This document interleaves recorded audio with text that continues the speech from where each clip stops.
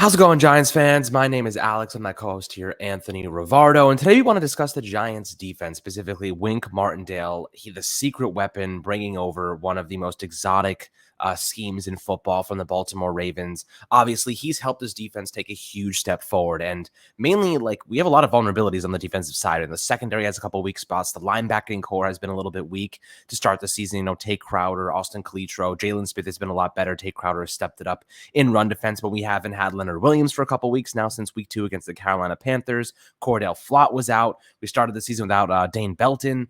There's been a lot of turnover, on the defensive side, but the Giants still maintain one of the best units in terms of pressure rate. I'll give you some statistics you can kind of work off of and get an idea of how impactful they've been and how successful they've been at just curating pressure and forcing quarterbacks to make premature decisions. But Wink Martindale, going up against the Baltimore Ravens this upcoming weekend, Lamar Jackson, kind of want to discuss how we can stifle him. It's easier said than done, but there are ways that you can limit Lamar Jackson and force him to beat you with his arm. And kind of when you look at how his game plays out, he's obviously very dangerous on the run. He loves to get out of the pocket. When he does get out of the pocket, he's extremely dangerous. The RPOs, the designed runs, getting Leonard Williams back is going to be a significant factor in stopping him. And just in general, the Baltimore Ravens offense. And of course, you have Mark Andrews to worry about. So we'll kind of discuss those things and how Wink Martindale's elevated this defense, the polar opposite of Patrick Graham. But Anthony, before we dive into the good stuff, how do you do today, my friend?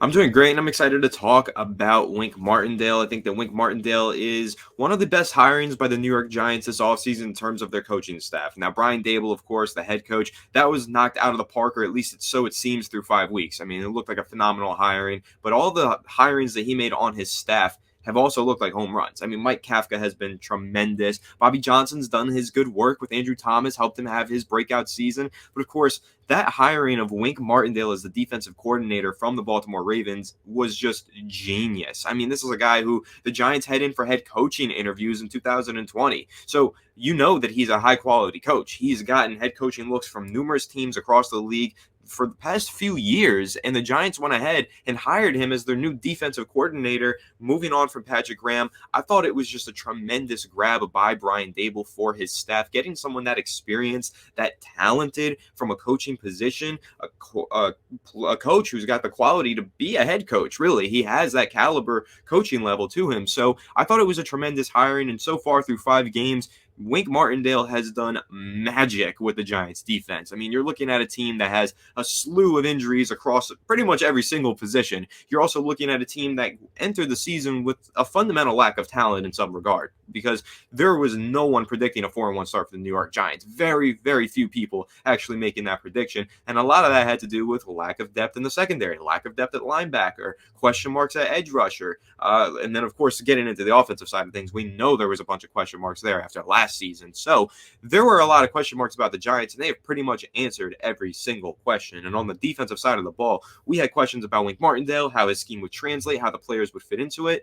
Again, he's answered every single question, and he has just been tremendous for the New York Giants as their defensive coordinator. It's been super exciting to watch his defense get to work through the first 5 weeks, and over the course of the next 12, I'm really excited to see if he can continue to help this team blossom and hopefully become a playoff contender.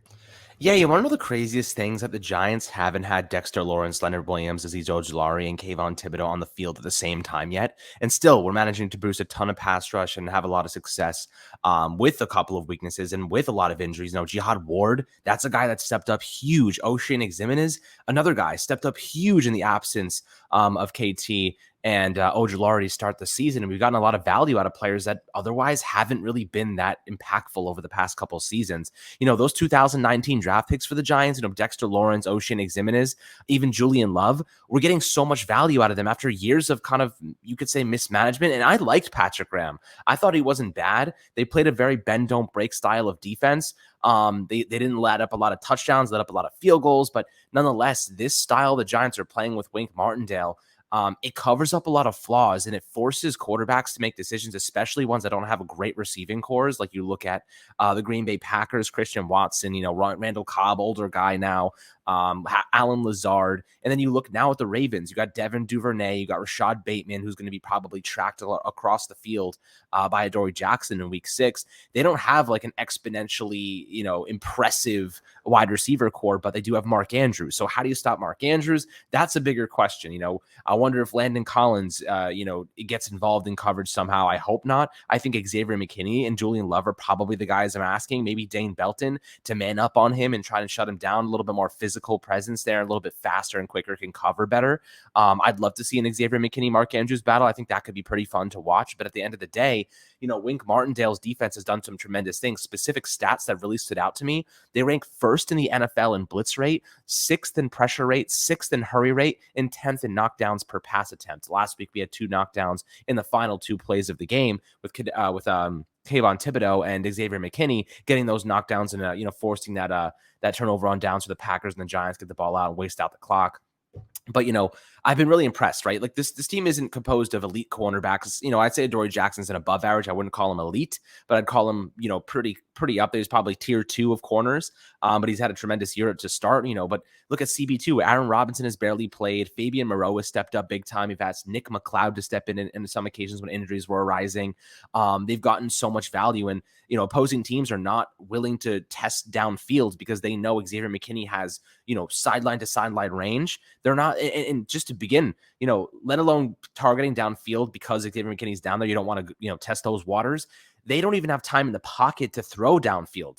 They're really, if you're throwing downfield and you're an opposing team, you're just tossing it up so prematurely, and your guy has to run underneath of it. And it's not a great strategy because, it's a huge risk. Turning the ball over is definitely more probable in those instances. And I would say that the Giants have gotten a lot of success out of their individual players up front. Like I mentioned, Ward has been a tremendous asset in the run game. Dexter Lawrence is on par for an all-pro level Aaron Donald season from the interior. You don't see kind of players like this develop out of nowhere. It seems like he went from being okay to all pro overnight, Dexter Lawrence. I don't know what happened. I'm giving a lot of credit to Andre Patterson, the Giants defensive line coach coming over from the Vikings. He helped, turn the careers around, or really not even turn them around, but elevate the careers of Everson Griffin and Daniel Hunter with the Vikings. And now he's doing it for guys like Oshane Ximines, guys like Dexter Lawrence. Even DJ Davidson was playing well. Leonard Williams had 4 pressures before going down against the Carolina Panthers.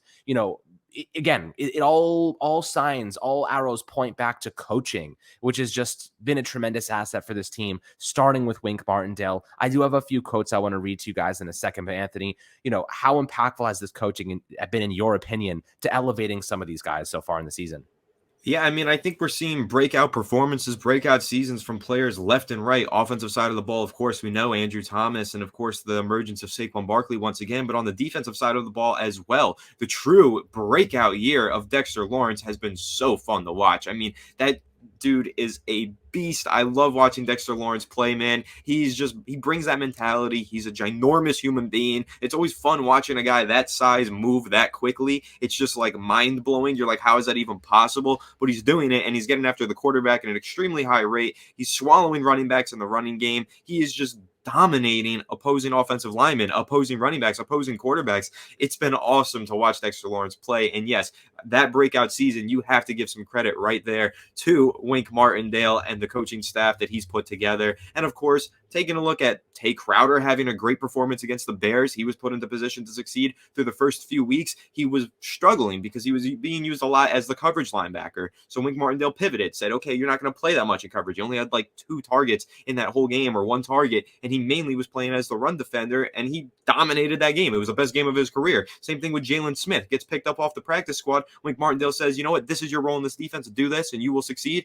He does it. He succeeds. He looks great. Adoree Jackson had a really good year, and I know he's dealing with some injuries, but he's looked really good. And the ragtag team of cornerbacks opposite of Adoree Jackson have been getting the job done. Everyone is doing their job. Everyone is getting the job done. They're all playing at a good level, even though they might not be the most talented player on paper. They might not be known for being an elite caliber player or even a starting caliber player. But the New York Giants are getting by, and more than getting by, they are winning football games, some of them pretty handily. They look impressive. They are controlling games through the defensive side of the ball, and that's gotta say thanks to Wink Martindale, man. And I love the way that the scheme plays out. I love the aggression. I love how much pass rushing, blitzing, gets done in this scheme.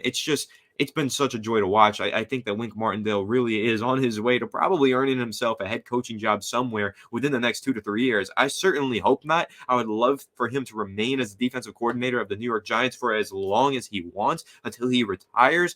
But he is just coaching at such a high level and doing this with a team that nobody thought was capable of this. So Wink Martindale is definitely impressing not only us as Giants fans, but really all of the managers, all of the coaches across the league. They're definitely taking notice of what Wink Martindale is doing with this ragtag New York Giants defense. They're taking note, and he is definitely on his way to earning himself a head coaching position within the next few years. Yeah, and I know the Panthers are probably looking at us right now like we're going to steal one of your coaches, whether that be Wink or Mike. I think Kafka's a little bit too fresh, a little bit too raw into the OC position to get those considerations just yet. But give it a year or two, I think we're going to be having an annoying conversation about that. But it's always, look, it's a good thing that our coaches are being considered as, prime candidates for head coaching jobs. That means we have a really good coaching staff, and hopefully those assistants are learning a thing or two in the meantime and ready to kind of take on that role. But for now, I'm not really concerned. Wink, I'm a little bit concerned that Wink could be poached by us. You know what I mean?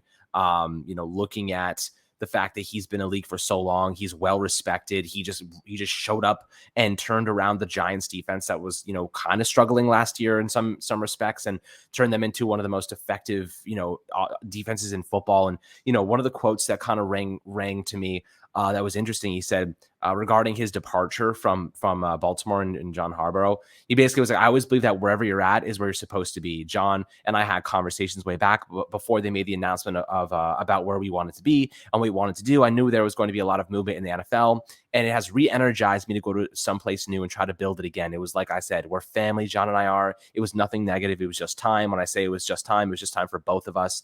And specifically, Lamar Jackson spoke about Wink like yesterday maybe, and he said Coach Wink is known for exotic blitzes and just doing his thing. I've been doing a lot of studying going against Martindale all the time in practice since my rookie season. Those guys are doing a great job at all types of blitzes, different guys trapping with the blitz, cover zero blitzes and stuff like that. He basically was like, you just don't know whatever, like you don't know what's coming. And I thought that was pretty interesting. Specifically, he was like, ain't no telling, which is kind of cool. Lamar Jackson, obviously one of the better mobile quarterbacks in football, if not the best. And he's like, you just cannot determine where the pressure's coming from. If it's coming from the safety, the nickel corner spot, linebackers, if those outside linebackers are dropping back into coverage, and your strong safety blitzing, like it's impossible to tell. And that's what that blitz rate, blitz rate does not necessarily indicate success, but it does indicate that, you're really running an aggressive defense. Now you're looking at the hurry rate, the pressure rate, the knockdown rate, and the Giants are top 10 in all three of those categories. And that's where you're seeing the success. The blitz rate is just a number, but the actual production from it, they're top 10 in all those categories, if not top 6 in 2 out of 3 of them, which in my opinion is showcasing that the scheme is working and they're forcing quarterbacks to get the ball out of their hands quickly. And, if you were to look at Aaron Rodgers and you were to look at, Lamar Jackson, Aaron Rodgers is the better passer 100%, and he could barely throw the ball in the second half of that game. And he went out on what was it? What I keep forgetting the podcast, what it's called. The Pat McAfee show. The Pat McAfee. He goes on the Pat McAfee show and he says Dexter Lawrence deserves more credit than what he's getting.